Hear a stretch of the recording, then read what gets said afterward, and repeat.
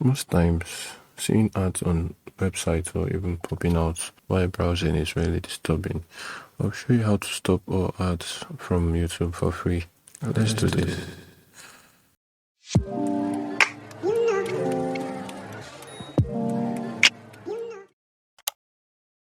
On your Chrome browser, click on the three dots on the right hand corner. Click on more options, click extensions, click on open Chrome Web Store. On the search bar, type in, that's it right there. Click on Add to Chrome. And once it's done, you click on the Scrabble icon to confirm that it's been added as an extension. Now open your tab and type in youtube.com.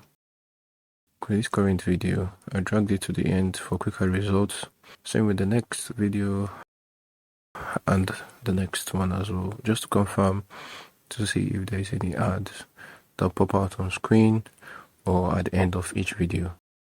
That's it guys, how to stop all ads from YouTube.